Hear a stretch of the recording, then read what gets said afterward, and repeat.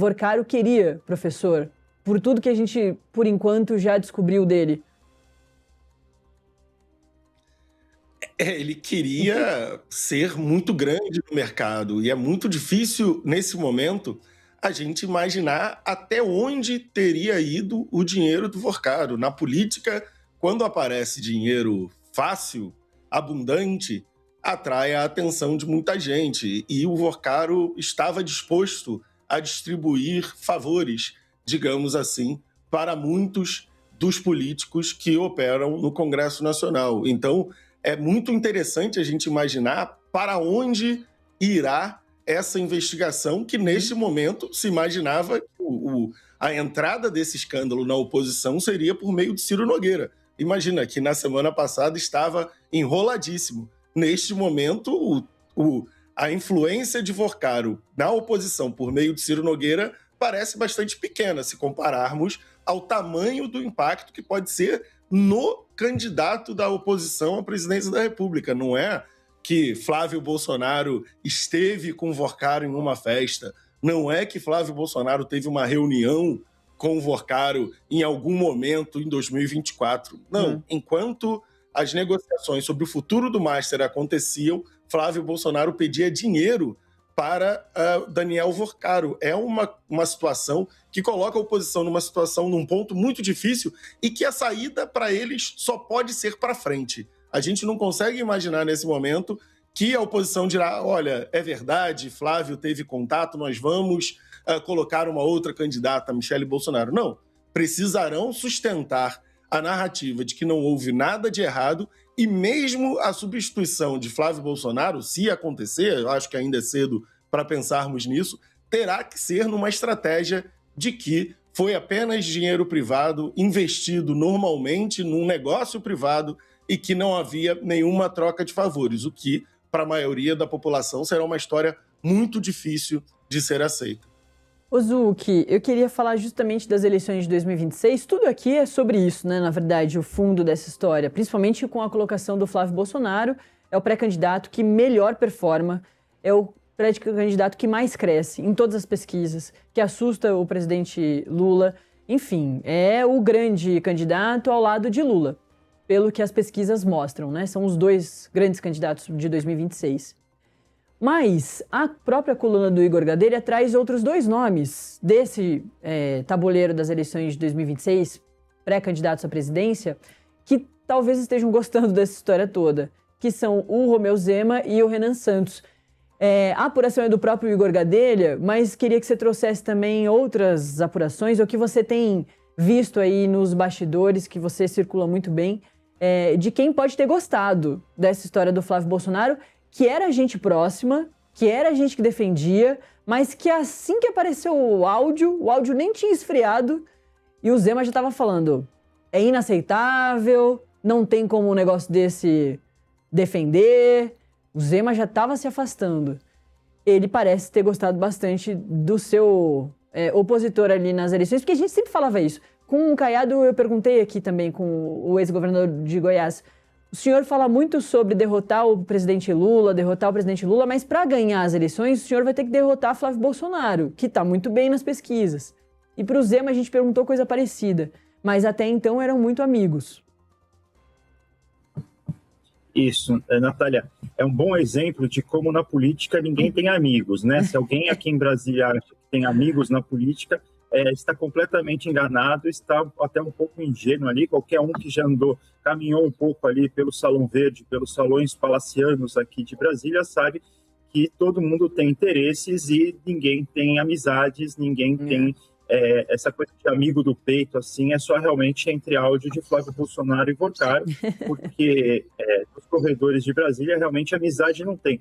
Um caso curioso é que na terça-feira à noite, durante ali a posse do Cássio Nunes Marques, eu estava conversando com gente do PL e a gente estava discutindo o potencial de crescimento de Flávio Bolsonaro, né? O PL, lideranças do PL, caciques do PL, me falavam assim, olha, acho que até o final da campanha, até o final do primeiro turno, ele vai manter esse patamar ali de 40%, 42%, 43%, podendo crescer 1, 2 pontos percentuais nas pesquisas ali, mas ali vai ir até o final do primeiro turno, né?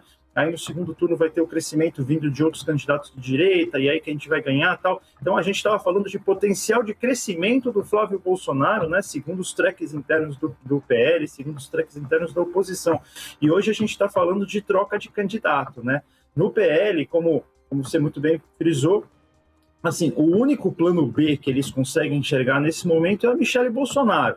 Só que para Michelle Bolsonaro ser colocada como candidata, teria que ser realmente um hecatombe ali, porque muita gente também não confia na ex-primeira-dama, entende ali que ela sabe articular, sabe conversar ali nos bastidores, mas que vestindo a faixa, ela seria talvez o nome mais incontrolável da família Bolsonaro, né? Seria o nome mais difícil de lidar da família Bolsonaro, e que seria um nome que, por exemplo, partidos do Centrão teriam um maior receio de apoiar.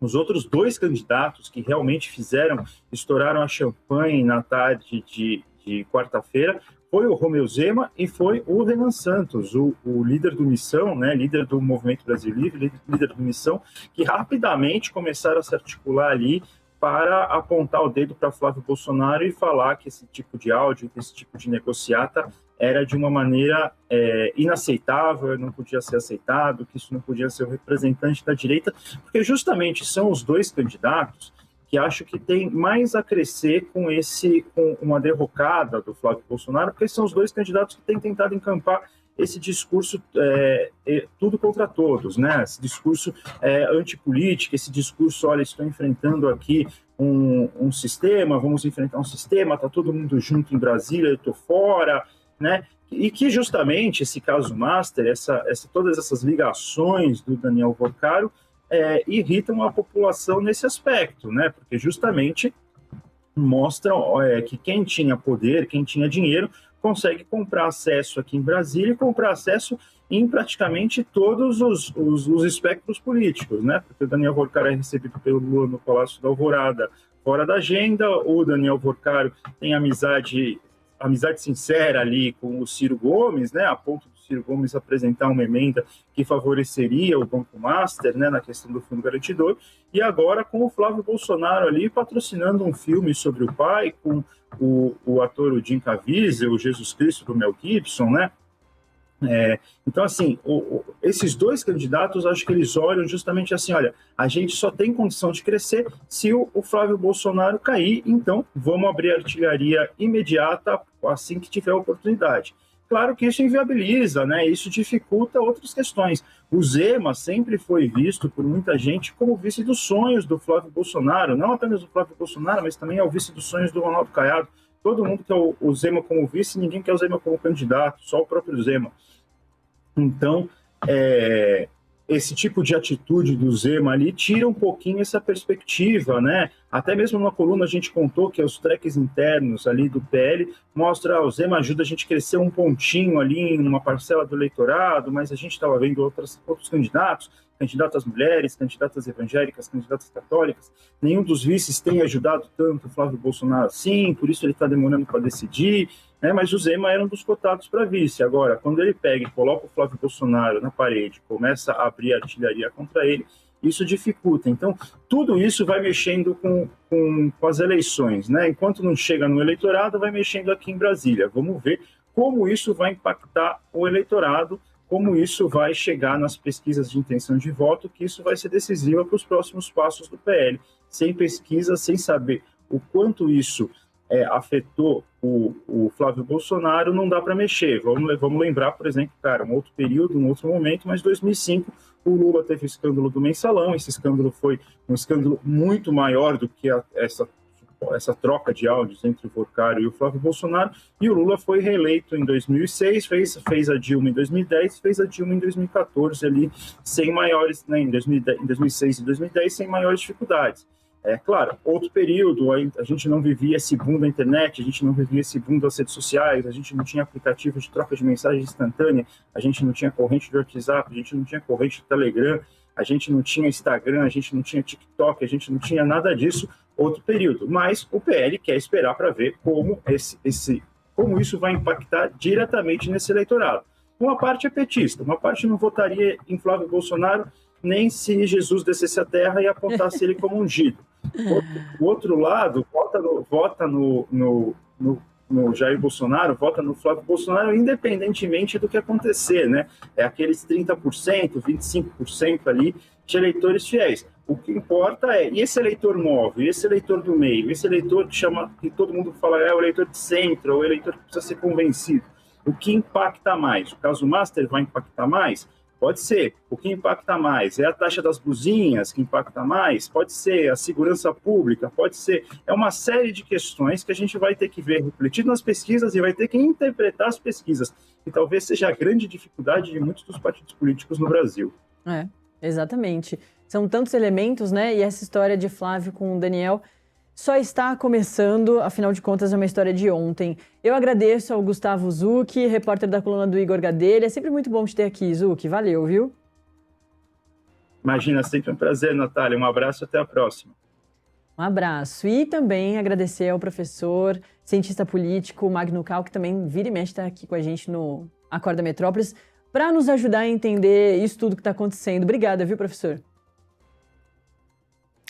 Obrigado, Natália. É sempre um prazer estar aqui com vocês e até a próxima. Até a próxima. Vamos, claro, seguir falando sobre essas questões todas nessa edição do Acorda Metrópolis, mas tem mais